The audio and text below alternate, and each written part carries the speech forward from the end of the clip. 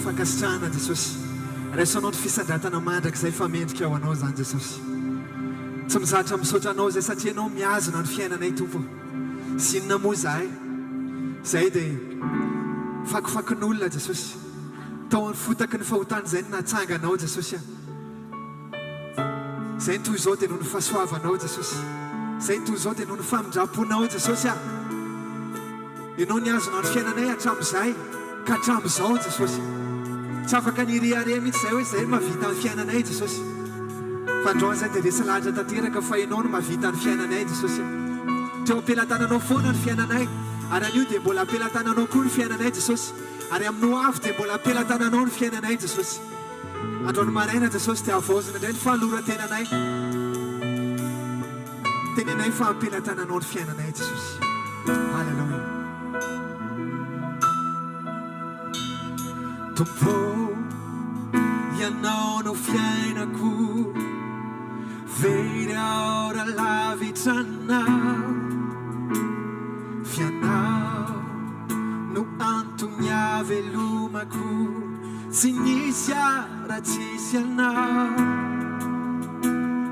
Tompo ianao no fiainako very ora lavitranao ianao no antony avelomako tsy nisy raha tsisy anao. Io ampelantananao ny aiko ampelantananao zay momba rehetra fantatra Jesosy ny fiainako. Io ampelantananao ny aiko ampelantananao zay momba rehetra fantatra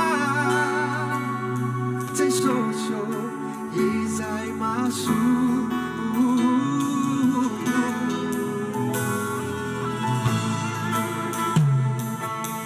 Tsika tena mitraka amin'ny fiainantsika eo ampelantanan'Andriamanitra. Laorazatsika hoe tompo ianao ny fiainako mandraka izay. Ianao no miazona ny fiainako. Ianao ilay izy atsy ka ho mandraka izay.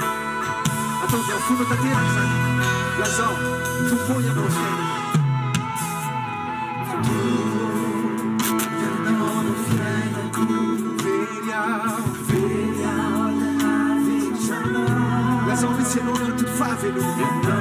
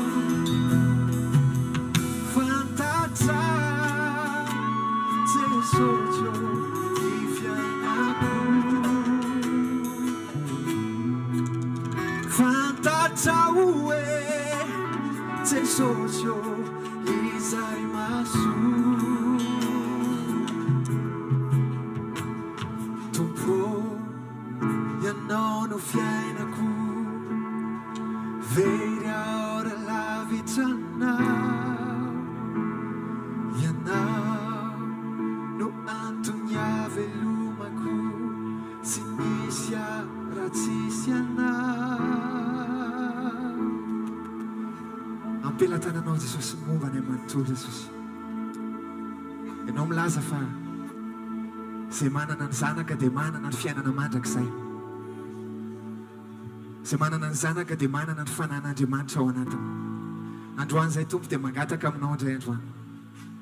tsy amikery-tsy ampatanjana fa mifanako Jehova tompony maro ary tsy misy fetra ny fanomezana ny fanahy androany zay mangataka ny fananao masina indray androany milanao zay androany fa tsy vitanyherinay tsy amitanjakay tompo ny afahany miatrika ny fiainanay sy ny fanomponay androany tsaro indray ty fotoany ty androany mba ho tena ho feno fananao masina indray ka ny fananao masina no ampiteny mpanomponao zay hiakatra eto indray androany mangetaentanao fantatry zay androany aoka ny fananao ny irotsaka eto amin'ity toerany ity indray irotsaka eto amin'ity firenena ity Jesosy fanany fahazavanao Jesosy no anjaka eto amin'ity firenena ity Jesosy milanao zay fanamasinao milanao zay fanamasina mamenoanay androany zay tena milanao zay mamenoanay milanao zay mbo tsy kilazao fanahy eo midiny anao kafeno tanteraka fanahy eo midiny anao kafeno tanterakao lako finyerinao ao bandetsy oreraka fanahy eo midiny anao kafeno tanterakao lako finyerinao ao bandetsy oreraka asanaty tananao lazao tena milanao tontolo fiainako tena milanao tontolo fiainako tsy mahefa ninino zay Jesosy tsy mahefa ninonao laserianao fa ny herinao lehiany no mampatanjakay la mandresy ao tengoianao tena milanao tontolo fiainako tsy mahefa ninino zay Jesosy tsy mahefa ninonao ratserianao fa ny herinao lehiany no mampatanjakay la mandresy ao tengoianao no vetsika indray zany fanahy eo midiny anao midiny anao kafeno tanteraky zay kafeno tanterakao lako finyerinao ao bandetsy oreraka fanahy eo midiny anao kafeno tanterakao lako finyerinao ao bandetsy oreraka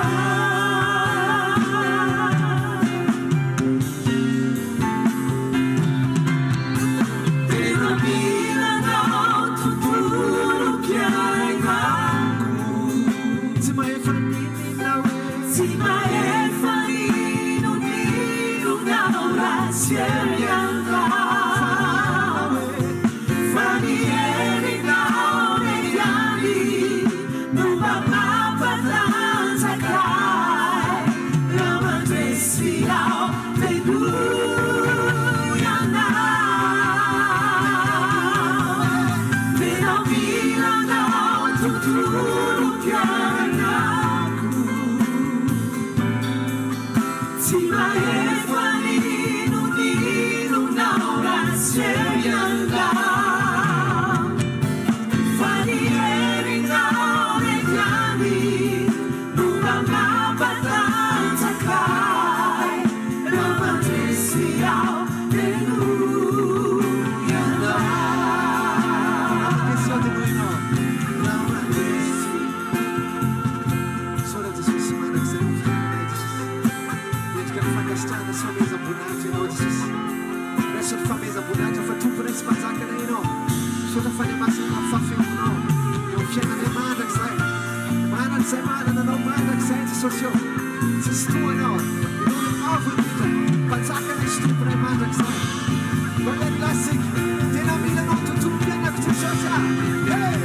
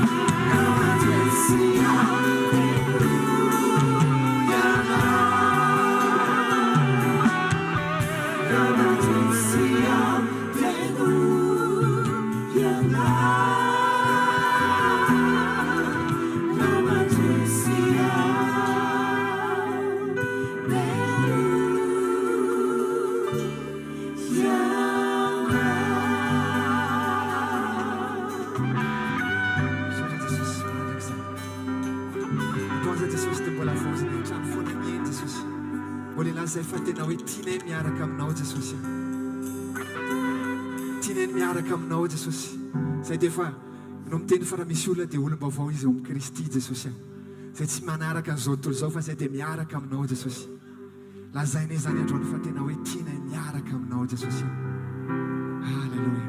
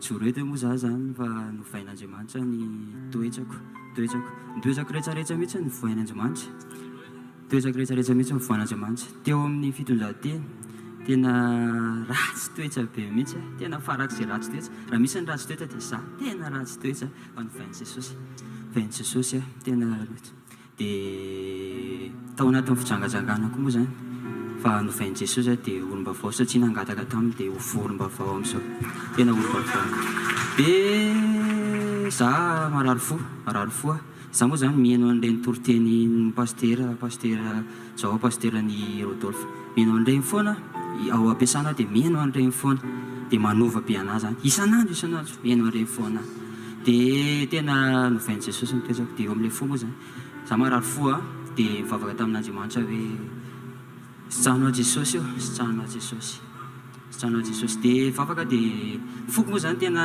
rehefa ohatra hoe misy marary misy mifamaly ohatra dia tonga dia marary be ny foko tena tonga dia misy maninjona be dia mivavaka tamin'i Jesosy dia sitrahana foko Jesosy dia sitrana ny foko dia ho anazy rery ihany voninahitra mandroso foana tena mandroso foana.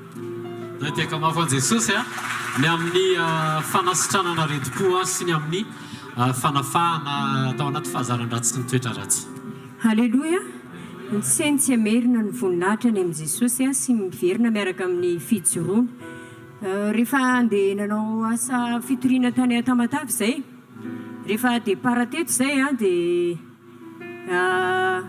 izay moa zany lasa nanana ekipa maromaro rehefa nandeha raha hoe izay telovavy ihany tany am-piandohana dia avy eo dia ny taxi brosy nandehananay roa ihany ny olona afaka nanampy anay fa feno anay zany rehefa andeha tany dia rehefa teny an-dalana 70 mètres tsy hiditra ny Tamatavy angamba tsy dia mahay le karite loatra nisy camion anankiroa mba-an-dalana ohatran'ny hoe fampisongona angamba dia rehefa tonga teo amin'ny toronay dia zay tsy tafiditra intsony fa ny rehetra tafiditra foana fa rehefa nahisaka le camion dia vao maika tsy tafiditra le tomobile dia amin'ny sisiny kely zany dia antsana ny ato ambadika dia teo zany dia hoe ianao zavatra Jesosy satria vao mandeha dia misy misakana dia rehefa teo amin'izay le chauffeur any insiste nyresaka tamin'le gendarme hoe aloha izy hiditra eo fa tafiditra eo ady izy le gendarme mono olona nga ianao dia nazay koa ara nijery any lista hoe aloha izay hidina rehefa ohatra ka hitsofoka eo ianao fa zay tsy handeha amin'io ka i Jesosy mihitsy no miteny an'le chauffeur hoe mandehana fa tena nanotra ny Jesosy dia rehefa niala daholo zay dia sady mivavaka moa nanao délivrance andao anao délivrance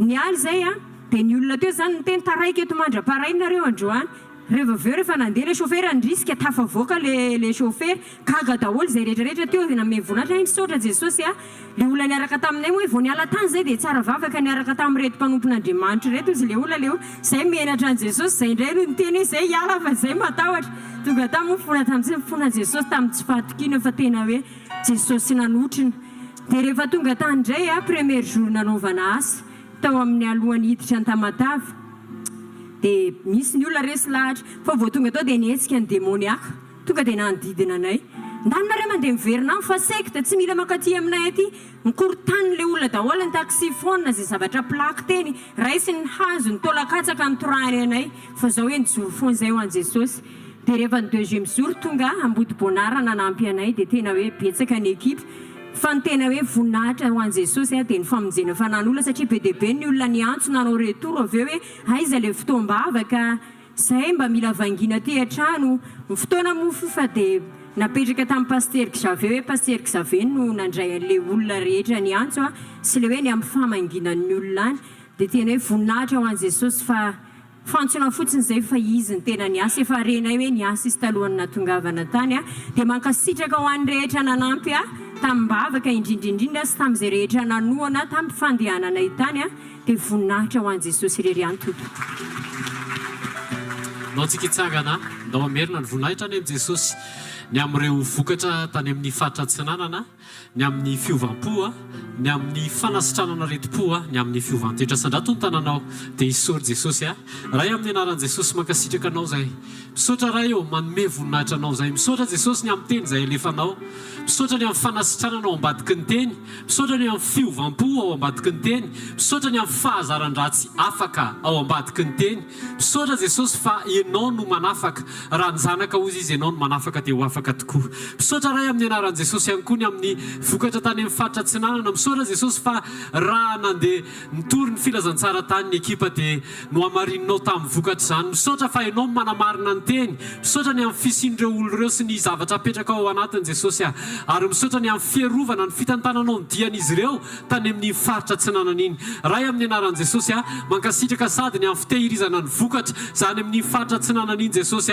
fa ho isan'ny mifampitantana aminay amin'ny fotoana izay isehonao eny amin'ny raha lanitra. Misaotra ray amin'ny anaran'i Jesosy voninahitra dia ho anao irery ihany. Amen. Andao itiaka mafy ho an'i Jesosy isika. Alléluia. Ndao aloha sy fitetanana mafy ho an'ny tompo hoe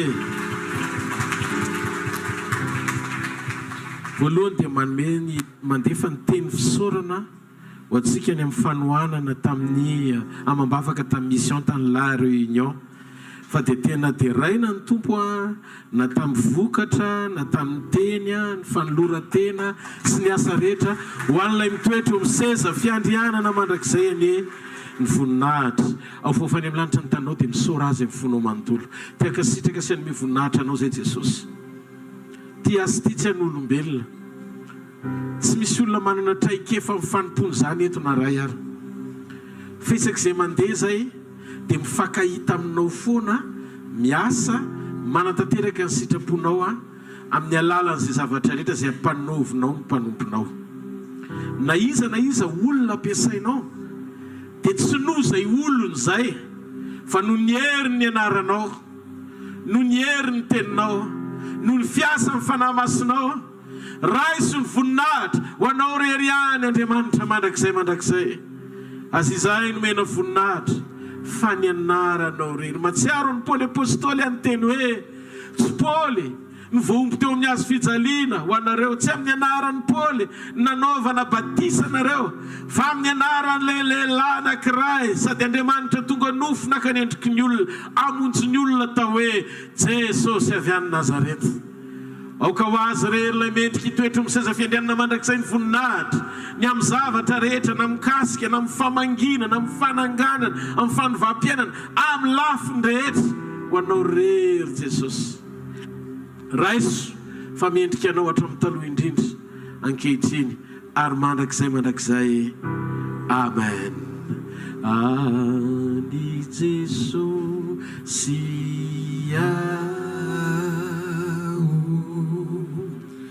Ani Jesosy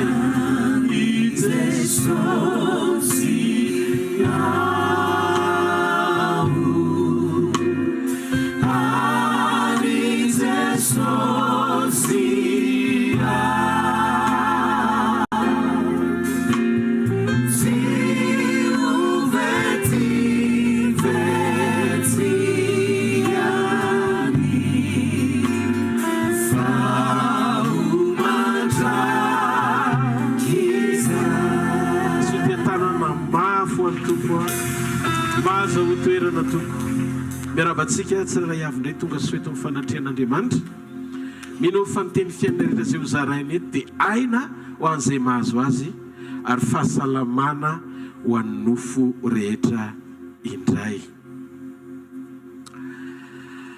Ao anaty fiambonana riavana dia misy zavatra anankiray tian'Andriamanitra anairana antsika sy ampatsahivana antsika ary ty zavatra anankiray ho zaraiko ty androany dia isy fiatraikany lehibe eo amin'ny fiainam-panahintsika satria zavatra everitsika ho kely sy tsinitsinina nefa manandanja be amin'ny fahafahantsika eona amin'i Jesosy sy ny fanomanana ny fotoana hifankahitantsika aminy eny amin'ny rahoany lanitra ny fotoana hampakarany atsika. Ny mahazava-doza ny hoe manana ny osiky Jesosy Kristy isika kanefa tsy mandresy fahalemena na fahazaran-dratsy. Ao a zavatra misy amin'ny fiangonan'ny andro farany, zavatra misy amin'ny fiangonan'ny andro farany a dia betsaka ny fiangonana variana manaisitra manafaka ny asan'ny devoly sy ny asan'ny fahavalo eny ivelany amin'ny hafa sy ny manodidina, fa manadino manaisitra sy manafaka ary koa mandoro ny asan'ny fahalemena ao anatiny. Raisiko ilay izy hoe faiblesse. Raha faritana ny atao hoe faiblesse na fahalemena dia ilay toetra ratsy tsy resinao fa tonga fahazara ny ratsinao ao anatinao ilay izy. Ary fantatrao amin'ny fotoana isehoan'ilay izy tsy resinao mihitsy ilay izy fa io fa voaka ihany ilay mahazatra. Ary zara ekenao severinao aza ho identité alalananao mihitsy hoe zay no mampiavaka anao nefa tsy sitrapon'Andriamanitra ilay izy. Zay no mahatonga an'ilay izy hoe faiblesse. Faiblesse na fahalemena satria fantatrao no marina fa tsy hainanao ilay fahamarinana. Rehefa eny amin'ny fisehoan'iny faharatsiana zay mbola mety mamatotra na mahazatra anao iny. Dia zara amintsika fa tsaritsika ny hoe ampiasain'Andriamanitra, mitondra ny afin'Andriamanitra, mandoro ny manodidina mifanafana sy fifoazam-panahy, mety mampibebaka ny hafa hiala amin'ny fahalemeny koa sy ny fahazaran-dratsiny, fa mbola mihoatra amin'Andriamanitra lavitra ry havana. Raha toa ka isika mihitsy no miala amin'ny fahalemenany amin'ireo faharatsiana mora mahazo antsika eo amin'ny fiainana. Raha mandinika tantaran'olona anankiray tsika eo amin'ny bokin'ny mpitsara, tsy ovakiko fa lava be ilay izy fa tonga dia ilay tantara no hidirako fa rehefa tonga any an-trano ianao a vaky io ny boky mpitsara ny amin'ny tantarany Samson. Samson dia nahavita nandresy Filistina manarivony maramila be dia be. Manohatra ny fanjakan'ny Filistina ray manontolo ary olona ray mampiorooro firenena noho ny fisian'ny fahasoavan'Andriamanitra sy ny fanosoran'Andriamanitra izay trany amboaka ho mpiaro ny Israely. Fa zao ny zavatra mitranga, ny fanangejany fahalemena anankiray tao amin'ny Samson, fahalemena anankiray tao amin'ny Samson no nandrava sy nampitsahatra ny ministera goavana izay nakinin'Andriamanitra taminy. Samson dia mafy be rehefa eny an-taninady amin'ny Filistina. Fa Samson dia malemy be rehefa eny am-pandriana miaraka amin'ny Dalila. Atsaka ny entana izay mandray ry havana malalo amin'ny Kristy Jesosy. Raha Filistina sy ny fireneny ray manontolo miorooro amin'ny lehilahy anankiray io, fa ny problemany fantany amin'ny fanomezam-pahasoavana, ny fomba ahafahany mandresy firenena, fa tsy vitany mamantatra ny adiny atonga ny ministera no voatahiry amina fahalemena anankiray tokony hibebahany. Tena taninady tamin'ny Filistina vitany, fa mpivary tena teo am-pandriana atao hoe Dalila tafiditra teo amin'ny fiainany manokana. Tsy vitany, tsy hainy hoe inona ny tokony ataony mba hahatonga azy ho voatahiry sy hatateraka ny antom-pisiany. Sika matetika mafy be rehefa ijery izay misy eo amin'ny fiainan'ny hafa. Mahalala izay lalana sy fomba anampiana sy andresena ny fahavalo amonjenany manodidina antsika amin'ny alalany fanantsika fanomezam-pahasoavana. Fa rehefa ijery tsika sy andiny tenany amintsika sy ny ao anatsika izay tokony hoe sorona sy elana satria hoentsika mifomaraina, hoentsika matory isan'andro. Tsy vitatsika mihitsy, tsy vitatsika mihitsy ny mba mandiny tena sy mitaratra eo amin'ny teny reo zavatra mety tsy akasitran'Andriamanitra nefa tonga fahazarana mitady anakana fanomana antsika sy ny fampakarana antsika ho ao amin'ny Jesosy. Ny olana amintsika tsy hoe isika tsy manana fahitana hijerevana ny zava-misy, hovany ety ivelany, vaolana sy zavatra maro samihafa zay tiantsika ovan'Andriamanitra amin'ny alalan'ny fampiasany atsika sy ny fanomezam-pahasoavana nomeny atsika.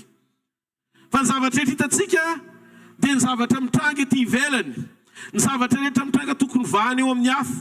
Fa misy zavatra anankiray ao anatintsika atao hoe fahalemena, ota tokony alana, mangetsy.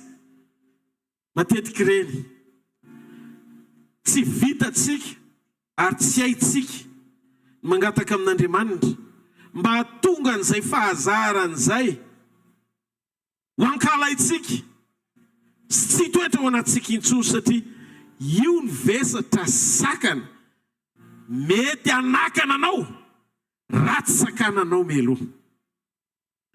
Tena fahajambana dia tsy anao mahita ny rehetra sy ny manodidina anao, fa ianao tsy mahita anao sy ny ao anatinao.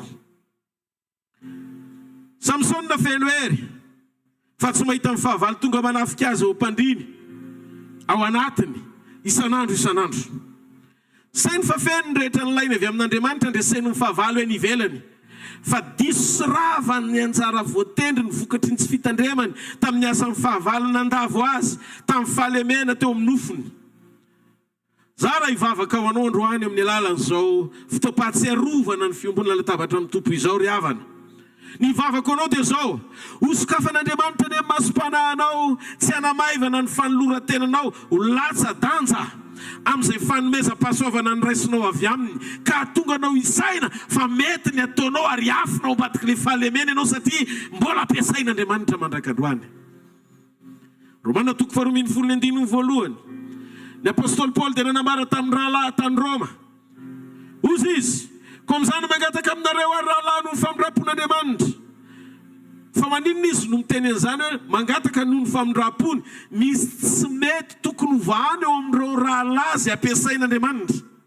Tena naitry Paoly hoe atolory indray mandeha ny tenanareo. Le fanoloran-tena faharoa tsy hoe ianao babon'i Jesosy nandray ny filazantsarany ka nanolo tena ho azy, fa ianao hitan'Andriamanitra fa manan-kile mampiasainy tokony hiverina hanolotra ny tenanao ho fanatitra velona masina sitrak'Andriamanitra. Hoy izy ny ten'Andriamanitra,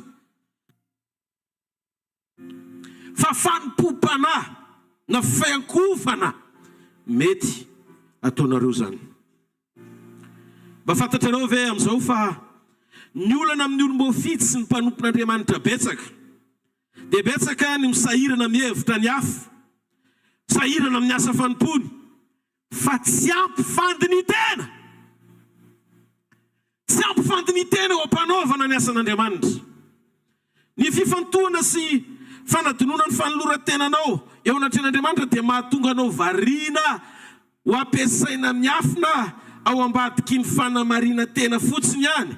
Ianao ampiasaina fa miafina ao ambadiky ny fanamarina tena fotsiny ihany, kanefa tadidio tsara ny alalany atsika sy ahafantarany atsika dia tsy izay nampiasany atsika foana. Miverintsika amin'ny norma takiny mpapakatra amin'ny fotoana iverenany apakatra atsika.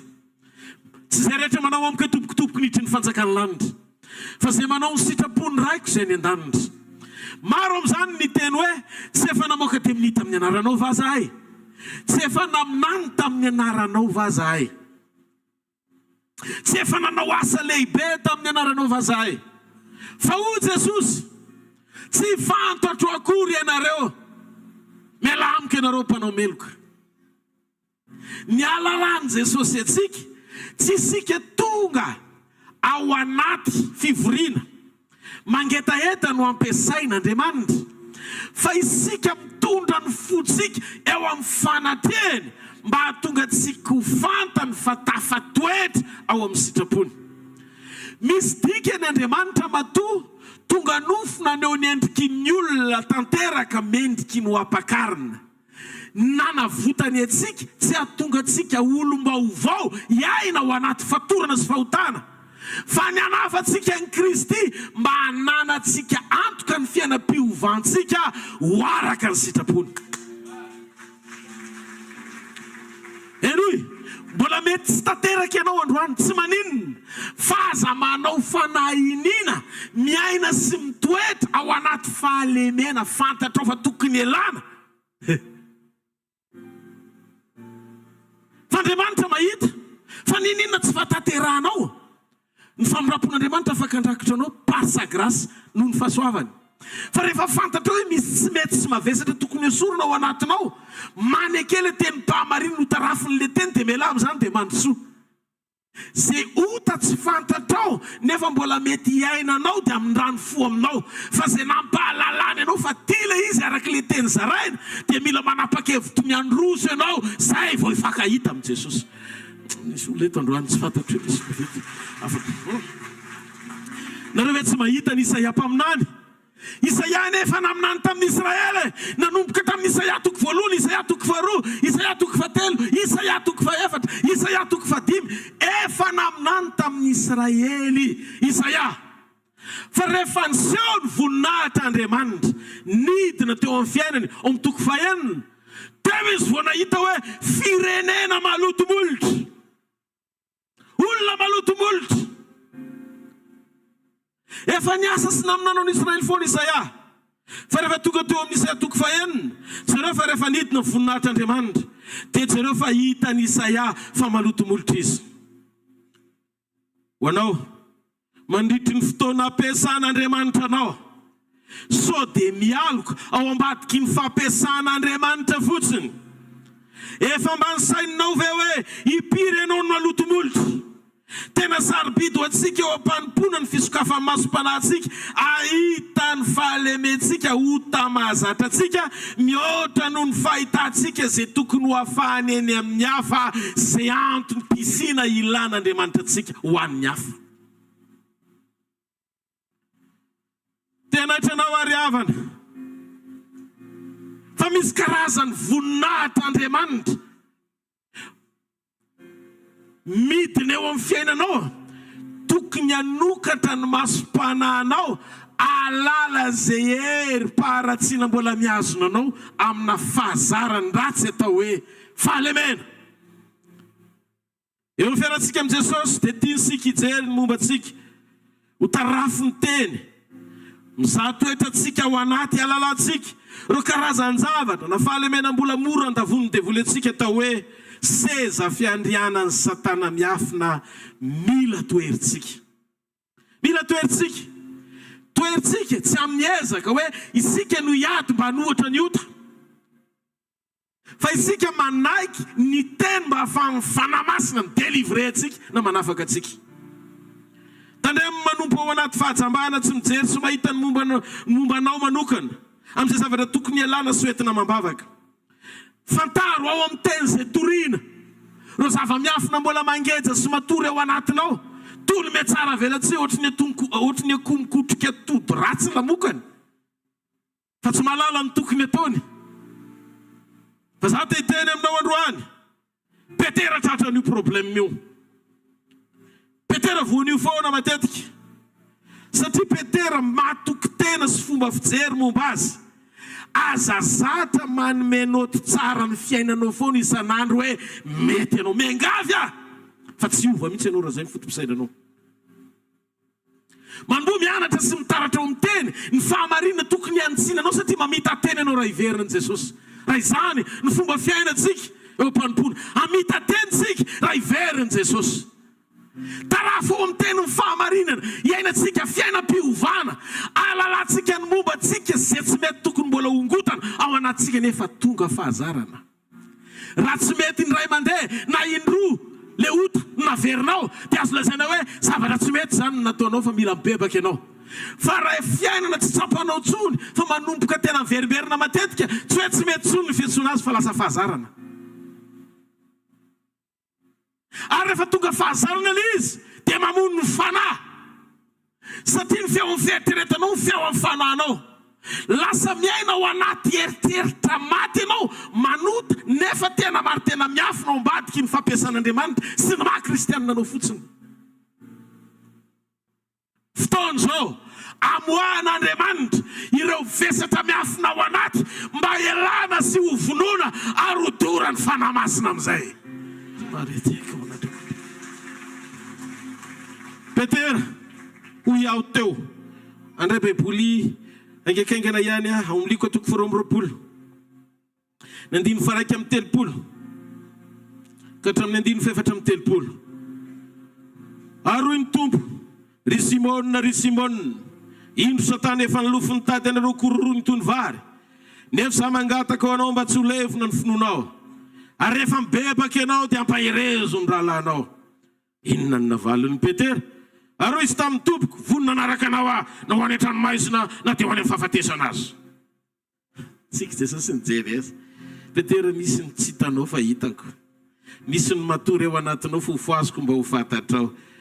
Petera raha tsy mbola misy akoho maneno anio andahy intelo tsy mahalala ianao. Nareo ve mieritreritra Petera matosana mahalen'i Jesosy tsisy telo eo te zany ato anatiko sa tsy mivadika aminao zany aitsokely ny resaka fa tsy tsika zany tsika kosa Jesosy teny avy ianao ny zavatra teneninao tsy ho ataonao akory rehefa avy eo.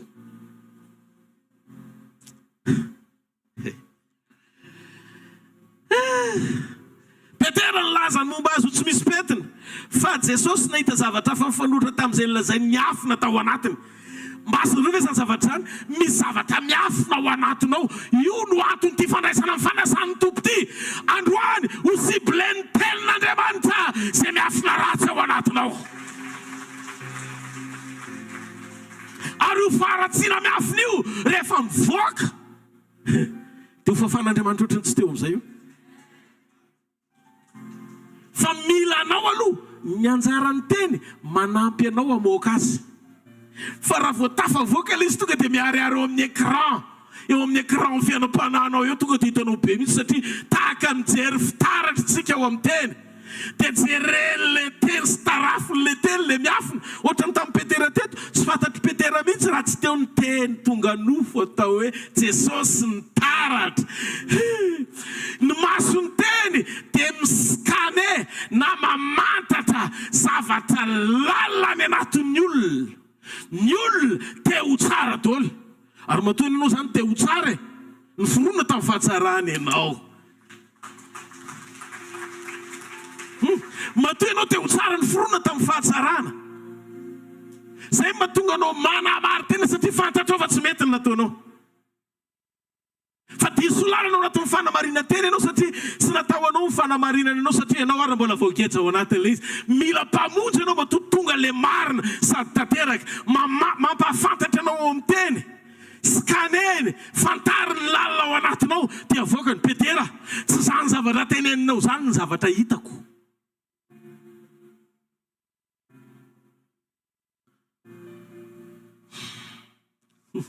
Zany ny tena parole. Zany ny tena tenin'Andriamanitra. Ny tenin'Andriamanitra tsy manafosafo anao ohatry ny fampianaran'ny Nikolaita ao anaty fivoriana ianao mahazo mandeha mody mitsahatra tsara fa tsy voakitikitika mihitsy ny fahalemenao. Zany ny discernement ahalalana na ny fahafanamamantatra ahafantaranao hoe fampianarana avy amin'ny Jesosy ny fampianarana eo amin'ny toerana anankiray. Naiza leanao. Za dia milaza fa tsy ao amin'ny hvkl anao amin'ny tsen'Andriamanitra anao fa ao amin'ny Jesosy Kristy irery. Anao mihitsy ny tonga dia ny dénomination antiraka ity no teneniko. Dikan'izay eo amin'ny position ny olona anankiray anao amin'ny toerana anankiray natao hamantatra ny tenim-pahamarinana izahanao ny tenanao eo amin'ilay fitaratra izay omenanao. Miankina amin'ny fitaratra io fa tsy miankina amin'ny toerana na dénomination. Eo amin'ny toerana misy Jesosy ry havana dia misy maso mamantatra ny ao anatin'ny olona ny amin'ny zavatra tokony hanovana azy. Fa tsy maso ampahiratana ny mason'ny olona hijerevany hafa. Raha tonga any amin'ny dokotera ianao no marary ny tadiavin'ny dokotera tonga eo fa tsy ianao nisy olo tena azy hoe marariko ny tongony dia marariko ny lohany. Ny eto tsisy dokotera niza eto. Jesosy avy any Nazareta ny dokotera eto. Halleluja. nandray misy zavatra efa teraka ao anatinao fa mbola tsy hitanao,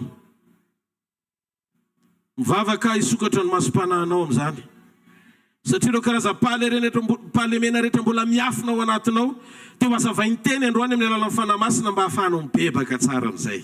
Hitanareo, zay na tonga an' Jesosy nametraka ny fibebahana melohan'ny fotoana ny tsiny amin'ny Petera. Rehefa mibebaka ianao izy voampaherezo ny rahalanao, fa ty zavatra hitako dia nitoerin'ny Petera le izy, sanatria amiko za naraka anao hatrany amin'ny fahafatesana. Teo Jesosy ny alin'io izy nosamborina raha riva ihany ianao, zany hoe ora vitsy no isaina raha nisy adiny 3 na adiny 2 anio ihany dia fandaha itelo ianao. Fotsia Jesosy efa hitako melo fandavanao, fa za efa mivavaka melo mba tsy ho levona ny finonao, hitahiry ianao mandra-pahatonga ny fotoana iverenanao par sa grâce. Noho ny fahasoavany, noho ny fahasoavany. Mafantatrao ve misy zavatra tsy mety iainanao androany, fa tsy ringany ianao fa Satana efa te hamono anao, satria feny amin'ny kanina hitany ianao. Fa noho ny fahasoavan'Andriamanitra mitahiry ianao, mandra-piovanao, mandra-pandrenesanao an'izao teny izao sy ny fanapa-kevitro raisinao, dia mbola io ianao afaka miaino soamatsara androany maraina. Dikan'izay ny fony ho anao amin'ny fiovam-piainana dia ambony lavitra no ny herin'ny ota iainanao ao amin'ny fandringanana. Miverana!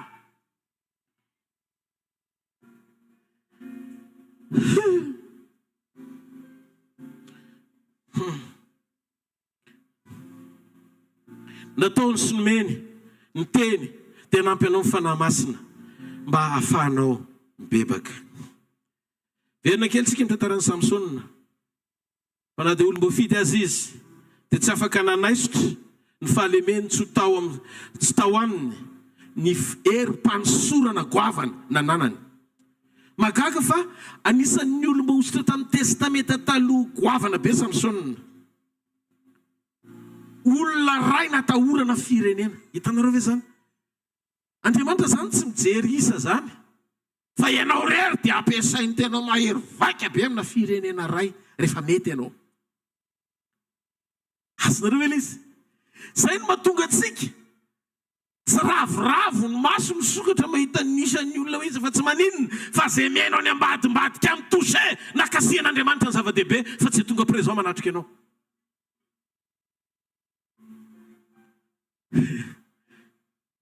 Tsika tsy mitady voninahitra ho an'ny olona iza ny hainao tsika na iza ny tsy hainao tsika, fa tsika manome voninahitra n'Andriamanitra amin'ny fahafahan'Andriamanitra miditra tsehatra miasa ao ambadiky ny teny zay asainy toritsika. Probleman'ny Samsona, olona tena tokana nametran'Andriamanitra didy goavana be, fa tsy nitandrina amina toetra tokana tao anatina fahazarana nangejany nofo ny afina tao anatiny. Zao ny problemany. Samsona dia niara-nonina tamin'ny fahalemeny, niaritra tao, fa le fahalemena kosa dia niany fotoana anankiray anasaziana Samsona rehefa tsy izy manaiky anajanona azy. Problème farana ny ady nanjary Samsona najanon'le fahalemena. Mahagaga olona tsy azo sakarana amin'ny fandresena firenena na maramila, fa fahalemena ray tsy hitany tao anatiny nampijanona amin'ny ministerany sy ny fiainany. Teto no nahitako ho an'lesina ho an'ny mpanompon'Andriamanitra rehetra zay ampiasain'Andriamanitra fa mila mitandrintsika. Ay ny ositra Jesosy Kristy ao anatintsika dia afaka miara-monina amin'ny faiblesse-tsika. Zay mahatonga ny Paoly ny teny hoe aza manao. Alleluia. Hozy izy Paoly, aza manao zay mampalahelo ny fanahy masin'Andriamanitra, zay nanasiana tombo-kasenao amin'ny andro fanavotana. Dikan'izay fanahy masina tsy afaka mitsoaka rehefa tsy mety ny ataonao, fa miara-miaina aminao izy, miaraka amin'ilay fahalemenao mandram-piovanao. Fa zao fotsiny malahelo izy, dia tsy afaka manao ninina. Vaozy Samson fa nanana fahalemena izy tamina vehivavy hafa firenena. Lavy teo amin'ny fitsangajangana izy. Vaozy tafamora voasariky ny filana sy ny fitsangajangana. Samson nanefa voalaza fa olom-boositra. Nifandray tamin'ny fahefanana motika azy, zay fanomezana tsara tamin'Andriamanitra nomen'Andriamanitra azy, fahefana goavana andafirenena anankiray. Lasa nipitehana karazana fahalemena ao anatin'ny kajy Satana andavonan'ny Samsona mba tsy hafahany mitohy amin'izay zavatra tian'Andriamanitra mpandresena ny firenena ho an'i Jesosy Kristy, ho an'i Jehovah Andriamanitra. Ny fiafarany dia nanjary ny lozanieri sy ny aina samy rery tsy misy Andriamanitra zany ny fiainany.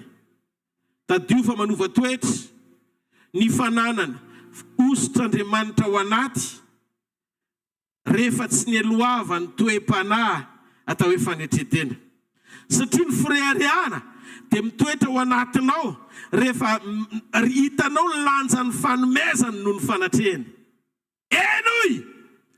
Ny lanjan'ny fanatrehany raha sarobidy aminao dia mahatonga anao oliana kokoa amin'ny toe-panahy sy vokatry ny fanahy anomezanao voninahitra azy. Fa raha voany fanomezany ny zavatra goavana aminao dia manova ny toetranao ao anaty irehare dia hitoky amin'ny fanomezany amaritana ny fanatrehany. Lasa tiana ho faritana amin'ny fomba fampiasany ianao hoe eo izy.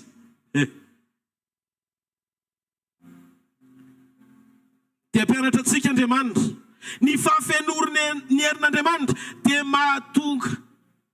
mahatonga atsika hiankina aminy bebe kokoa.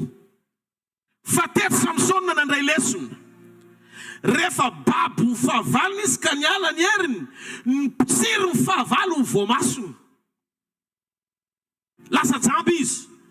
Ary rehefa lasa jamby izy, tao anaty faharesena, vao nahatsapa ny programa tian'Andriamanitra iainany. Ka nahatonga ny Samsona ho lehilahy nivavaka tamin'Andriamanitra. Andriamanitra, raha mba mety ianao mba avereno indray ny heriko faraparany. Dia noho ene nila ny fanampiny hafa amin'izay izy. Olona kely, tovolahy kely, tsy misy ositra, tsisy ninina, tsinitsinina. Lasa nilainy ny fanampiny io lehilahy io mba hahatonga azy atateraka ny anjara voatendry mihoatra noho ny tamin'ny voalohany nisehon'Andriamanitra teo amin'ny fiainany. Ry hava malalo, aza atao tsinitsinina ny mpiara-mivavaka aminao. Fa misy fotoana zay eritreretinao fa tsinitsinina fa kely indrindra ny tian'Andriamanitra ho ampiasaina hitantana anao any amin'ny destin goavana nanjara voatendry tian'Andriamanitra ampiasana anao. Voalaza fa io tovolahy io no mitantana azy tamin'ny fahajambany, nanome azy an'ilay pilier anankiroa ho azoniny anaovany endriky ny azo fijaliana iankinany. Alleluia! Zany hoe olona kely no nitantana azy anehoana ny endriky ny famonjena ny Israely. Tsy marety ka ho an'Andriamanitra. Olona tsy voaositra, olona tsotra no nitantana ny Samsona eo amin'ilay rindrina zay voalaza. Fa rehefa teo izy ka nidina ny herin'Andriamanitra dia be lavitra ny olona matin'ny Samsona tamin'io fotoana io no raha tambatra tamin'izy fenohery sy tamin'izy le toky tamin'ny herin'Andriamanitra. Zany hoe ao anatin'le faiblesse jamba, tsinitsinina, amin'ny fanetretena, inona tsony moa zay ho vitako, olonara no nitadika teto. Ohatrany hoe ambanimbany tsara mihitsy ny dosage le fatrany le atao hoe fanetetena ny Samsona tsy zatsony inona moa zay za ohatrany hoe fiheverina ny Samsona zany raha ny heviteny izy hoe aiz jambako le hery naveriny tompo fa le maso tsy naveriny satria raha vitany namerina ny le hery tokony vitany ampahiratra an'le maso ataoko voatongo Jesosy maso jambany nampahiratiny voalohany ary voamarika mihitsy ampahiratra ny jambany nandrana azy fa zao alony jamba feno fanetretena toy izay mahiratra famiriare Andriamanitra tsy nifidy ianao mba ho costaud fa nifidy ianao mba ho powerful. Yes! Asiteatanana mafy an'Andriamanitra tsy mitovy le fahalemena tadiavin'Andriamanitra anamboarana ny mpanompony sy le fahalemena tian'Andriamanitra ho esorina amin'ny fahazaran-dratsy ao anatinao. Le fahalemena voalohany esorina, fa le fahalemena faharoa tsy nesorina, le fahajambana tsy nesorina, fa le fijangajangana ny tiano esorina. Après anna nesorana an'le fahalemena tao anatiny, tsisy histoirany dalilany toytsony fa samy miara-maty tao izy rehetra. Ohatr'izany koa tamin'ny Kristy teto tany olona vitsy ihany no nandray famonjena sy nandray fahagagana, fa rehefa maty Kristy ka nitsangana tamin'ny maty izy mitoetra kavana ndray, zasy ianao nisan'ny vokatra mbola mihoatra lavitra tamin'ny nahafatesany no natany teto ambony tany azy. Asio teatanana mafy azy. Avereny zao hoe ny herin'Andriamanitra dia miasa amin'ny fahalemeko. Osaosa reradraraka fa ny heriny ato amiko no mahatoy izao aho. Fa ny fahalemena anankiray hoe zay miafina ato anatiko atao hoe fahazaran-dratsy dia ho tarafiko amin'ny teny izao, oso tamin'ny anaran'i Jesosy. Somary eteka ao an'Andriamanitra. Ka eto mila fantatsika tsara fa ny ositra dia afaka miara-monina amin'ny fahalemen-dratsy, amina fahazaran-dratsy. L'onction peut cohabiter avec la faiblesse. Afaka miaraka ny fahalemena amin'ny fahazaran-dratsy sy ny ositra. Samsona ny ainan'izany. Vao osy Samsona fa nanana fahalemena amin'ny vehivavy hafa firenena izy. Lavo teo amin'ny fijangajangana izy. Halleluja. Rehefa jambora Samsona, tovolahy tsy nanana traikefa, tsy misy ositra, tsy manana ninonninona ara-panahy, nanampy an'i Samsona tamin'ny anjara voatendriny, kanefa nahita fipoahana mihoatra no hatramin'izay tamin'ny anjara voatendriny izy. Mingavy ianao a naiza niza ianao dia aza avela io fanomezam-pahasoavana sarobidy ao anatinao io no ahatonga anao hieritreritra fa afaka andeha irery ianao, tsy mila ny fanontsinizaniza sy ny fanampianizaniza. Tsy ny zavatra rehetra ny tonga dia manginy fanahy masina anao, fa matona sinam-piara-manompo ilaina ny fanampiany hafa anao. Tsy ny aviny zany. Ny osy Jesosy Kristy tato anatsika dia tsy midika fa ianao dia natao aleo tena ara-panahy. Ilaintsika miombona sy mifameno amin'ireo izay fanomezana hafa rehetra avy amin'Andriamanitra. Tsy hananantsika fa nomeny ny hafa izay mety hoetreretintsika hoe tsinotsinona nefa tena ilaintsika ao anaty fanompoana ny fisian'ireny mpiara-manompo amintsika ireny. Zany ny antony mahatonga anao mila mangina. Raha hitanao hoe misy mitabataba dia mangina aloha, vavaka. Raha hitanao hoe misy tsy mety dia mba mianatra ianao aloha manetry tena. Raha hitanao hoe misy zavatra tokony hanampiana, nanaloha forotra mba hanampian'Andriamanitra azy. Ianao matoto sy mahazaka ny fahalemen'ny hafa dia mbola manana fahalemena mitovy aminy koa. Zay na tonga an'i Jesosy tsy mba namaly ratsy ny ratsy izy na ny tsara arak'izay hitany sy reny sofiny. Mandrosika! Rehefa manakaiky sy mitaratra an'i Jesosy ianao dia mitombo manahaka azy eny an-dalam-panomponao azy. Tadio fa ny namanao dia maharitra amin'ny fiarahany aminao, Ary reny no hamaritra koa ny fisehoany no avinao. Nareo ve tsy mahita fa ny ankabeazan'ireo olona tsoina hoe mpinamana dia olona mitovitovy fahazaran-dratsy zany? Ao anaty baiboly jereo ny samy boka ihany ny tafaraka tamin'ny andron'i Jesosy. Mitovitovy fahavoazana, mitovitovy fahalemena, ny mpiray lalana sy ny mpinamana. Ianao zany dia mitovy amin'ireo olona manodidina anao, ary raha misy zany ny olona atao hoe namanao dia misy zavatra itovizana anareo, misy point anankiray tena hoe mety be aminareo. Mety mpirahalahy sika, ray rah, mety famia anankiray sika, ray fianakaviana. Fa ny namako dia tsy maintsy misafidy amin'izay tena hoe hitako fa mety sy asoa ny fiainam-panahiko. Ny hoe ho namana dia jereko safidy zavatra tiana, zavatra mety, sao tsy eo amin'ilay tanjoko ao amin'i Jesosy Kristy, ilay zavatra tianao hitondrana. Ny teny dia milaza fa tsy tokony hiara-disy lalana amin'ny naman-dratsy ianao.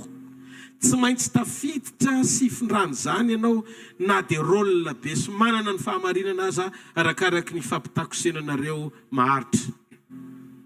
Raha olon'Andriamanitra ianao kanefa mijanona eo amin'ny namana ratsy, dia tsaroa fa ho rava ny anjara voatendrinao. Misy risika tahaka ny Samsona no avinao.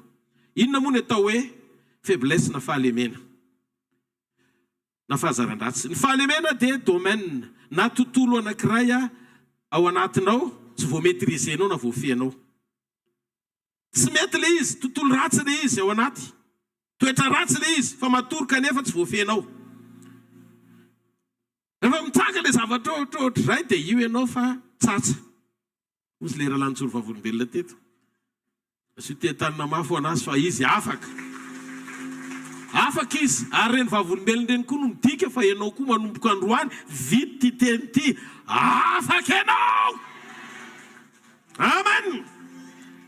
Toetra na fanao mahazatra ao anaty tsy voafehinao. Tsy ny problema nefa dia zao ny olana.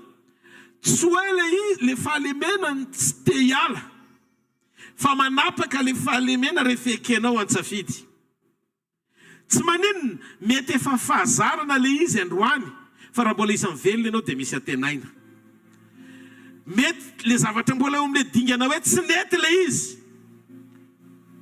fa azonao mbola ilana. Ohatra, reto misy fahalemena mangeja ny olona be dia be, ho tany saiko kely eto androany, ary alaiko baraka eto le fanahy mampiasa antsika menakavy mba ho afahantsika. Amen. Mora tezitra. Mora tezitra. Tia tena. Miavonavona. Ary tia tena rofina misobika mihitsy, fa mila fanafana androany ty zavatra anankiray ty, be fialonana. Ianao mahalala tenin'Andriamanitra, fantatrao ny fahamarinana. Nefa ianao mbola miaina amin'izay tsy mifanaraka amin'ny sitrapon'Andriamanitra ihany mandrakandroany.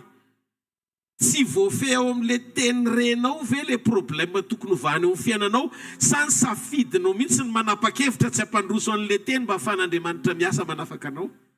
Baraingo izay resaka iray izay androany maraina. Zay fanontaniana izay dia toy ny trafikeno me mahery, ambava homana ampo mieritreritra. Ny anjarako, manipy ny teny eo am-pony mahalala tahaka manipy ny tady eny tandriky ny omby. Raha tafiditra ka amin'ny saringotra moa dia hoentin'ny tady any amin'ny fahasoavana ianao. Fa raha sanatrika na votsotrao fa ny ala ianao dia obo manimbo lenjena mitady mahazaka ho averinao ambala mandrakandroany. Toboko lahy sy toboko vavy, ndao tsika napa-kevitra androany maraina hoe avy reny zao an Jesosy Kristy aho. Io fanaonao toetra tsy mety io, mbola manafaka ao anatinao. Io na tonga ny Paoly apôstôly ny teny, maninona re, tsy ny tsara zay sitrako ny vitako fa ny ratsy zay tsy sitrako foana ny vitako. Alala. Romanina 7:5-10. Ny atao anatin'ny Paoly, aina i Paoly apôstôly be iny ary zany, mba trahatrotra atsika akory. Misy fanantenana ho anao. Asitiaka ho antoky, misy fanantenana ho anao. Zany tenin'ny Paoly zany ohatra ny tenin'olona olona tsy mahavita mitantana sy mifeny fihetseha-pony zany tsy tsara zay sitrako vitako fa ndraty zay sitrako fa raha mbola ndraty zay sitrako vitako dia mbola mitoetra eo amin'ny nofo ihany a iah iza le ao amin'ny nofo dia iasa iza koa le ao tsy ao amin'ny nofo iza zany le za ty notenenina io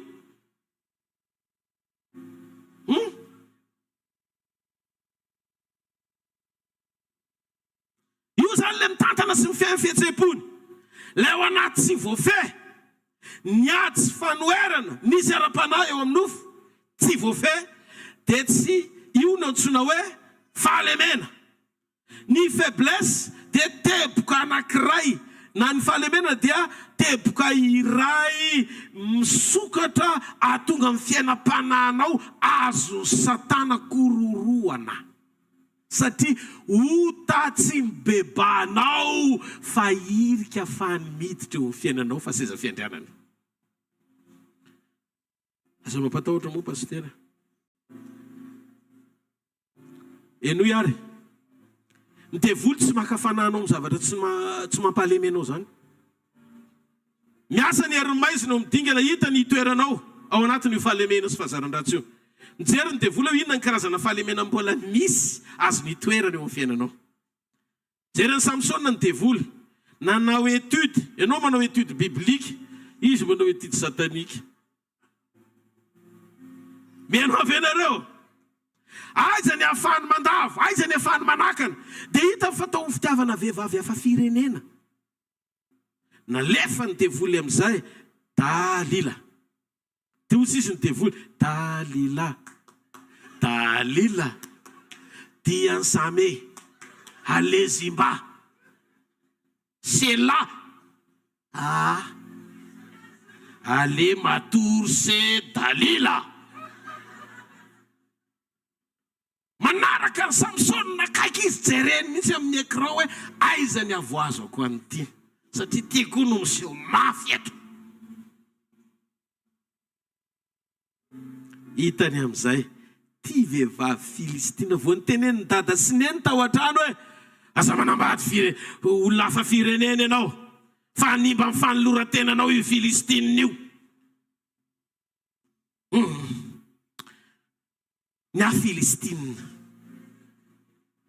dia vehivavy filistinina tokoa no nalay mivady fa akoatran'ilay vehivavy filistinina nalay mivady nandefa olona hafa akoatra vadiny ray ny devoly nanaovany kajy hoe eto ny azahoako an'ity rehefa tsy azoko eny amin'ny terrain ka tsaha akoatra ny ampandrina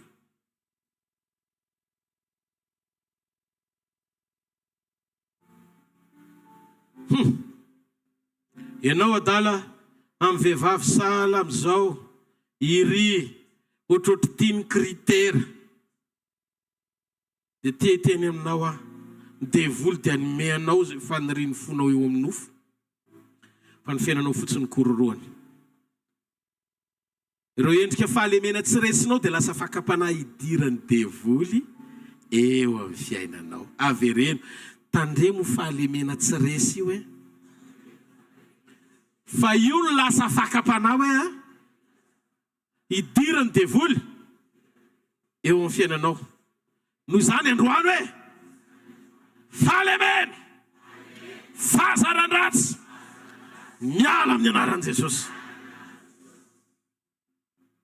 zay fahalemena velona ao anatinao mbola tsy nekenao ho resy ny tenin'Andriamanitra sy ny fahefana io dia lasa fakapanahy andavo anao toetra fanao ny fiainana tsy mety rehefa ekenao ho resy ny teny zay toetra tsy mety eo amin'ny fiainanao dia izany no atao hoe mijoro amin'izay ianao manomboka misy ato tonga ho feo ny fieritreretanao zay no mahatonga hoe tsy mbola maty ny eritreritrao fa mbola miasa ao anatinao ny fanahymasina manomboka amin'ny teny ianao fa maninona ry ano ohatrao fanahymasina tsy tiako tsony mihitsy io toetra io za tsy hijangajanga tsony za tsy te toetra ny falotona tsony za anao ny sitrapon'Andriamanitra amin'izay miangavy ianao ampaneky amin'ny tenin'Andriamanitra zay tontolo tsy manaiky an'Andriamanitra ao anatinao fa izay tsy manaiky ny teny dia fahalemena mitady andavo anao zany andrava ny fiainanao ny fahalemena fahazaran-dratsy dia faharatsiana lasa fahazarana tonga toetra raiky tapisaka raha indray mandeha na indroa dia tsy mety ny fiantsoana azy fa raha miverina imbedebe dia lasa toetra ny anaran'ilay izy ny vavaka dia tsy ampiasaina ho amin'ny fahafahanao mandeha ho any amin'ny antom-pisinao fotsiny ihany fa indrindra maneho ny etaeta hampandresy ianao amin'ny ratsy izay mbola mamatotra ao anatinao ka tonga fahazarana. Ny atao hoe fankahalana ota dia tsy tanteraka ny fiainan'ny olona tsy mahalala ny fahatsarana sy ny famindram-pon'Andriamanitra ary ny sitrapony. Mampahazo aina an'Andriamanitra ianao rehefa fahalemena, rehefa mankahala fahalemena sy ota. Point voalohany, lasa mampitombony sy mampahazo aina ny ositra ny Jesosy Kristy miasa ao anatinao ny fankahalana ota sy faharatsiana. Salamo, mahasalama ny fiainam-pananao. Salamo na salama 5:7, 7 ka hatramin'ny 9. Tianao ny fahamarinana, fahalanao ny eloka. Ko Andriamanitra dia Andriamanitra efa nanosy diloilo-pifalinanao mihoatra noho ny namanao. Rehefa ny olona zany tsy faly matetika, tsy teny amin'ny endriny fifaliana fa miketro dava, tezy dava, mbola misy otatiany ao miafina. Fa raha halany tiany ny fahamarinana, fa halany ny eloka, dia midin'Andriamanitra manositra diloilo-pifaliana azy. Jesosy tsy hoe voaositra satria zanak'Andriamanitra, fa satria nakala faharatsiana izy. Faharatsiana, fahasiahana, fahatezerana, ireo atao hoe fahalemena sy fahazaran-dratsy. Ny ositra mampiavaka anao amin'ny Kristy dia saina. Ny ositra mampiavaka atsika ao amin'ny Kristy fa tsy eo amin'ny Kristy, satria ny ositritsika tsy atsika fa ny Kristy no anatsika. Dia satria isika mankahala ota, zay ny atsika amin'ny Jesosy, satria zay le ositra Jesosy eo anatsika, mankahala ota sy faharatsiana. Manonona fa zay ota mangejanao hatramin'izay dia ho halanao manomboka izao amin'ny anaran'i Jesosy. Ary ny fankahalana ny ratsy ota dia fafitiavana fahamarinana dia lalina misokatra mampahazo aina ny ositra Jesosy Kristy amin'ny alalan'ny fanamasina anatinao. Ny fanirianao tsy mora maratra amin'izay manomboka androany, sy adio fo mandrakariva andeha amin'ny fahamarinana dia anome antsika tombony sitraka ny fahatsaran'Andriamanitra miasa amin'ny fanotronana eo amin'ny fiainantsika. Tsy hoe satria te ho voaositra tsika fa mankahala ny ratsy fanahy fotsiny, tsy zay. Tsy zay, tsy hoe te ho voaositra tsika dia ndao kahala ny ratsy amin'izay mba mitombotombo ositra. Hitombo azy ny fisitrahanao ny ositra Jesosy Kristy ao anatinao, satria mahazo aina le fanamasina nalahelo tamin'le fiarahamonina nitondranao azy niaraka tamin'ny fahazaran-dratsy mbola tsy raisinao hatramin'izay. Dia me mahazo aina amin'izay izy, aza manao izay mampalahelo azy, ka rehefa faly ny fanamasina ao anatinao, joli ny fiainanao, sy tehaka ho an'Andriamanitra. Alleluia! Androany, fataro ary ny fahalemenao. Aza mivavaka hoe osory aho tompo. Fataro ny fahalemenao. Fa rehefa tonga toetranao no mankahala ratsy, mankahala eloka, manomboka ty fahamarinana, dia faly le Saint-Esprit na le fanahy ao anatinao, dia fotsitra nela tamin'ny alahelo izy. Tsy mitentsony izy hoe amin'ny alahelo lehibe ny lezany aminareo fa ato zay fa tsy mahazo aina satria cohabiter amina mauvaise habitude, na hoe miara-monina amin'ny fahazaran-dratsy. Fa tiana ny ilaza aminareo, faly zahay, hozy izy ny Saint-Esprit na amin'ny fanamasina, faly be zahay miaina ao anatin'ny dafiny arivo Jean Rodolphe tonony eo koa ny anaranao, satria manomboka izao izy dia misafidy ny ankahala ratsy ota fa ho ty fahamarinana sy fahamasinana mandrakizay. Asihorakoraka ao an'Andriamanitra. Inona ny tokony ataoko izao ny dadapasy? Manomboka androany, velaro ny fahafahanao mandeha ao anaty disiplinina na fitsipifehezana matitra tsara ao amin'ny Jesosy Kristy, mba haritra tsara ny fahafahanao misitraka ny fisehoan'Andriamanitra amin'ny fanosorany sy amin'ny fanotronany. Tehirizo adio ny diloilo-panosoran'ny Kristy ao anatinao, hijoronao amin'ny sitrapony. Aza manaiko lavo ny filana sy ny fahalemena hampahazo aina lay ratsy eo amin'ny fiainanao, fa ataovy tanteraka ny fijoronao ao amin'ny sitrapony mba hahafahan'Andriamanitra miasa amin'ny fahatsarana rehetra eo amin'ny fiainanao. mety aiza ho feno fanetretena manaiky ny fitariany ary toetra amin'ny sitrapony. Andriamanitra dia afaka ny manivaka ny fiasany na tsy misokatra aza ny vavantsika rehefa feno ny fepetra mahiray antsika aminy. Zay no mahatsara ny fiombonanao ao amin'ny teny, maneho ny fiombonanao ao amin'ny Kristy. Sarobidy sy mihoatra lavitra noho ny fampiasan'Andriamanitra antsika ny fananantsika fiainana feno disiplinina na fifehezantena. Discipliné anao vao disciple de Jésus na mpianatra Jesosy. Zany mahatonga antsika mianatra tovy mpianatra ny firenena fa tsy anao fagagana daholo dia tafatoetra dia tsisy verontsonina ray ary tsy zay no tenenina tovy mpianatra ny firenena rehetra. Korintiana voalohany toko 7 zay no vakiako. Fanomboka ifarapara ihany tsika ty fa mandeha ny fotoana. Amen. Andeny fa 7 inona ny tena? Fa asiko mafy ny tenako mangana ka andevoziko fa nona dia efa nitory tamin'ny sasany azady eo lavina kosa ny tenako. Mampahory tena mba handroso voatahiry tsara amin'ny fanoloran-tena. Tsy mory zany atao hoe asiko mafy ny tenako mangana nisy fahazarako fa tsy maintsy elako. Na mbola mety tiako aza sy nahalalana ndraindray ohatra ny fitaovana tiany devoly anehoana aminao fa le toetra tsy mety hoe autoritaire be anao na amin'ny zavatra tsy mety ara dia tsy azo ahitsy mihitsy. Fa raha vao manomboka manao fahadisoina ka manomboka miakatra sy mapakapeo dia mangina amin'ny manodidina. Mety mahazo ny fo manodidina ianao fa tsy mahazo ny fon'Andriamanitra. Tandremo!